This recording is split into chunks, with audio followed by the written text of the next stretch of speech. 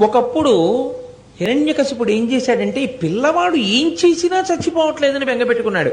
ఏం చేసినా పిల్లవాడు బతకడేమో అని బెంగపెట్టుకుంటాడు తండ్రి ఎక్కడైనా. హిరణ్యకశిపుడు బెంగపెట్టుకున్నది ఏమిటంటే ఏం చేసినా కొడుకు చచ్చిపోవట్లేదని. అందుకని ఆయన అన్నాడు, ఈ పిల్లవాడిని తీసుకెళ్ళి సముద్రంలో ముంచి పైకి లేవకుండా వీడి మీద పర్వతం పెట్టేసేయండి అన్నాడు.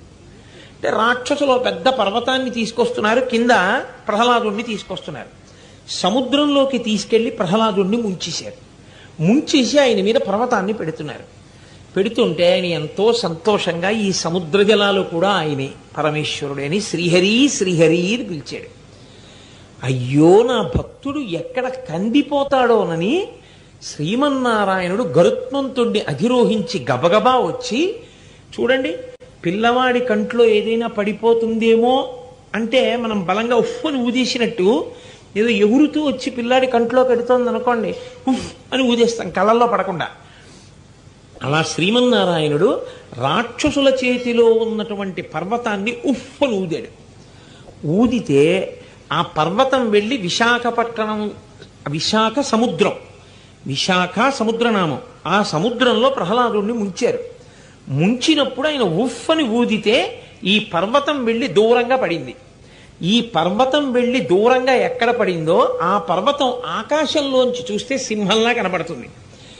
శ్రీ మహావిష్ణువు యొక్క నోటి ఊపిరి చేత కొట్టబడి దూరంగా వెళ్ళి పడింది కాబట్టి దానికి సింహశైలము అని పేరు.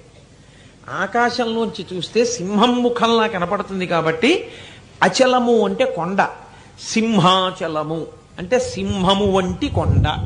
అది ప్రహ్లాదుణ్ణి ముంచుతున్నప్పుడు శ్రీమన్నారాయణుడు ఊది దూరంగా పడేసిన కొండ.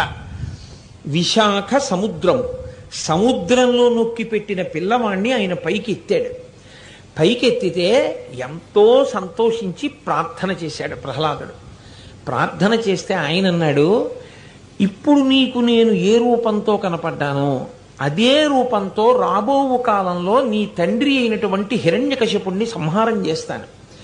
నీ తండ్రి హిరణ్యకశిపుణ్ణి సంహారం చేసిన తరువాత నువ్వు రాజ్యం ఏలుతావు. నువ్వు హాయిగా కొడుకుల్ని మనవల్ని చూసిన తరువాత వానప్రస్థానికి వచ్చినప్పుడు సింహాచల క్షేత్రానికి వచ్చి నా దగ్గర ఉండి ప్రతిరోజు నన్ను సేవిస్తుండు. అప్పటి వరకు నేను సింహాచలంలో ఒక పుట్టలో ఇలాగే ఉంటానని సింహాచల క్షేత్రమునందు వరాహ నరసింహ స్వరూపంగా శ్రీమన్నారాయణుడు స్వయంభూగా ఆవిర్భవించాడు.